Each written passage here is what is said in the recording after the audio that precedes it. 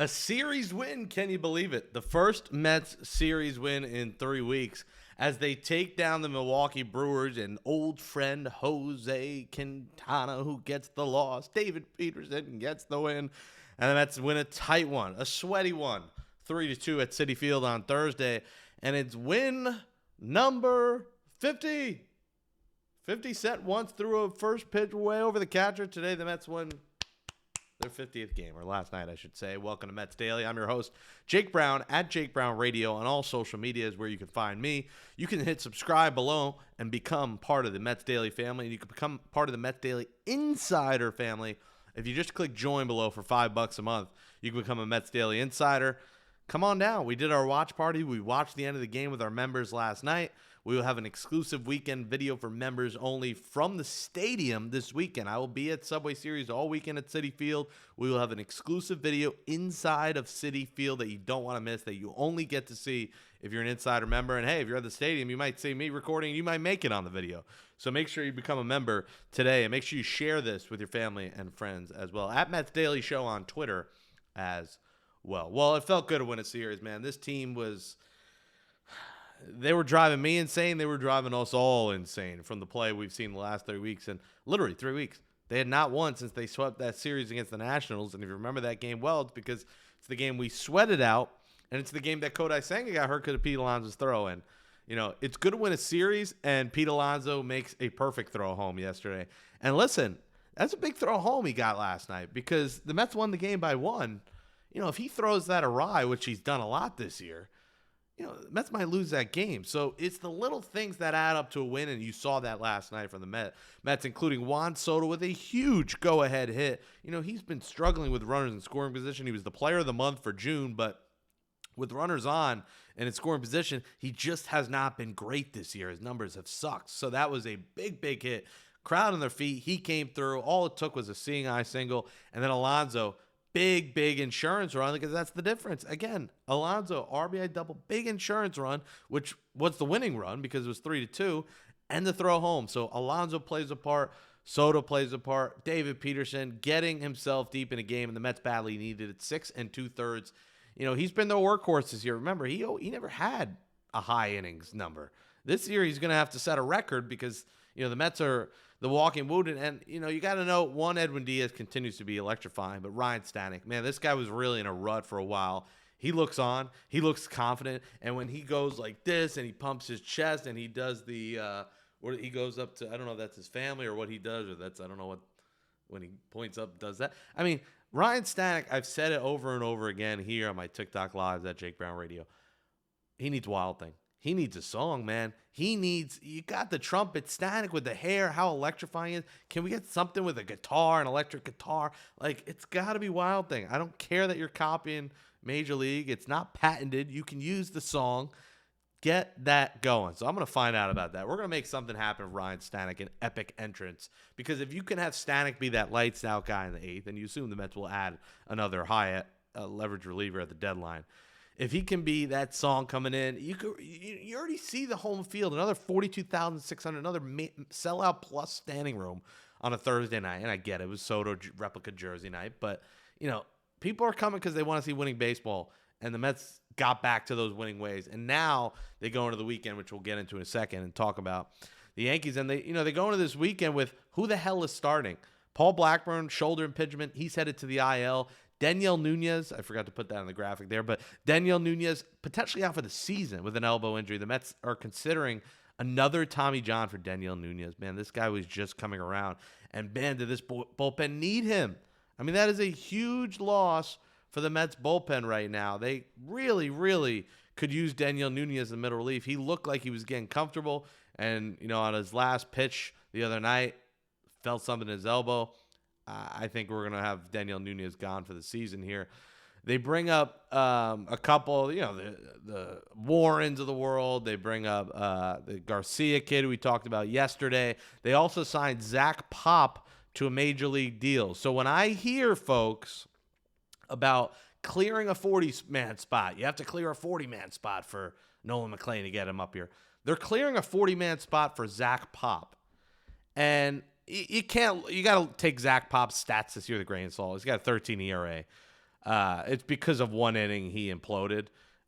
He had a game he gave up 7 runs in 1 inning, so that imploded his ERA. Otherwise, inning and a third, no runs. Inning, 1 run. 2 innings, no runs. So that one dreadful outing, June 26th, last week actually, for the Mariners, is why his numbers are not good. Pop is, kind of a journeyman. He's, 2021 with the Marlins, 22 with 2 teams, 39 innings. He had a 2.77 ERA. 2023, 6.59 ERA, but limited work, 13 innings.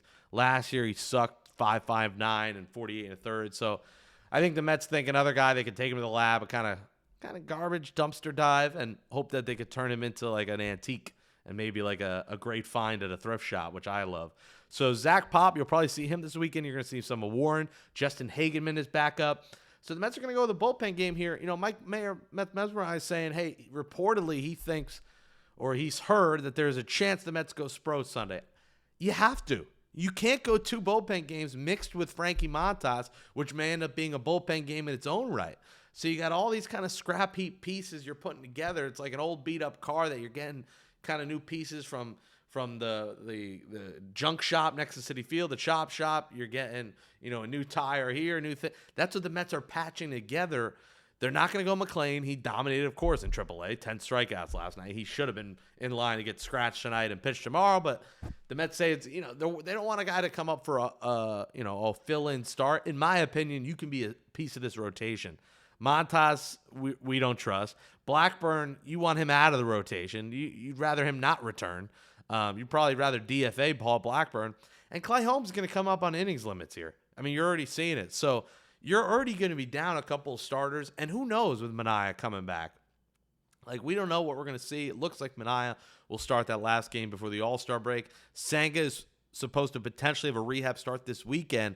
And in a sudden twist, Kodai Senga might only need 1 rehab start, and Senga might have a shot to be back for the All-Star break. So right around the All-Star break, the Mets are getting back Senga, they're getting back Manaea, and Winker continues to crush rehab. So they're getting 3 key pieces back. They win a series now. Maybe this starts to turn them. They play 2 bad teams in the Orioles and Royals, and hopefully you could win both those series. But, I'd like to see Sproat Sunday. I'm sure we'll hear today or tomorrow what the decision is. But you can't do – and it's not just because of the Yankees, not because Subway Series. You got to give this bullpen a break, and they're going to be needed Saturday too. I don't expect Matas going 6 or 7. Diaz and Stanek are unavailable today because they just went back-to-back. So you're without your 2 top relievers tonight, and you're throwing out some unknowns against the Yankees this afternoon on the 4th of July. Happy 4th of July, by the way. So – I'd like to see Sproat Sunday. Very pissed off we're not seeing McLean. I don't think it's fair to him, to be honest. He's pitched so well in AAA, another gem yesterday. Even for Tong has lit up AA because I'm sure Tong wants to get to AAA, and the thing that's blocking him is having McLean there, who should be in the big leagues. So, again, no more 40-man spot excuses. The Mets are clearing a 40-man spot for Zach Pop, who no one had heard of until yesterday. Dirty Pop. Bubba bet you can't stop. Jake, you bet you can't stop going to the Subway Series. 25 years in a row. We talked about it last month, but this one hits home for me. My tradition in 2000 began at Shea Stadium. So for me, this is big. I might get a little emotional today. Started in 2000, regular season. I think I went with my dad. First like 9-10 years, it was with my dad or my brother. It was like a family thing. And then, we all are in different states in different ways. But I've made it a personal thing to be at the Subway Series every year. So this one is extra cool for me being there this weekend. Mets, Yankees. The aura, the ballpark, the let's go Yankees. Yankees suck. The let's go Mets. Let's go Yankees. Let's go Mets. Mets suck. This is the both sides. I just think it's so cool. And having so many friends that are Yankee fans, it was a chance for bragging rights. The Yankees always had, we had 27, you have 2, 27-2. When I was younger, 26-2. And I was like, I know. We'll never catch you. But it was our chance to brag for a couple of days, and you win a weekend series. You come to school Monday, you wear your team's jersey. This is going to be cool. And I know the Yankees are reeling, which is maybe good for the Mets, but they are due. And the Mets have been reeling until this last series. So, it's one of them's got to win. It's one sweeping or taking the series. There has to be a winner at 2 out of 3. These aren't going to end in ties. There's no rainouts, it looks like. Knock on wood, it looks like we're clear for the weekend with all sun. So somebody's got to win. Can't wait. I'll be there all weekend. If you see me, let me know. that you watch Mets Daily. I appreciate your support. Again, insider video this weekend from inside the stadium. If you click join and become a member below. But I say the Mets take 2 out of 3. I say they win Friday, Saturday, and they lose to Max Fried on Sunday. You get Marcus Stroman revenge game today, but I think the Mets are gonna rip Stroman apart today. And I do think they're gonna patchwork together a game, but I don't think they beat Fried Sunday. And I just have a feeling they'll win tomorrow, but we'll see. I say Mets take 2 out of 3. Enjoy the Subway Series. It's gonna be fun, no matter how bad the Yankees are playing, how mixed the Mets have played, and mostly bad the last 3 weeks. Subway Series is still the absolute best. And the first time we have 3 afternoon games. Sunday is not a Sunday night baseball game. They have a Sunday night doubleheader. So happy 4th of July. God bless America. Enjoy the hot dogs, the barbecues. If you're going to the game, we'll see you there. Enjoy the game. Enjoy the weekend at the beach. Wherever you are, stay safe. Don't pull a JPP, blow your hand off with fireworks. And thank you so much for watching, subscribing, commenting, smashing that thumbs up on Mets Daily. We'll talk to you Monday. Let's go, Mets. See you at Citi Field.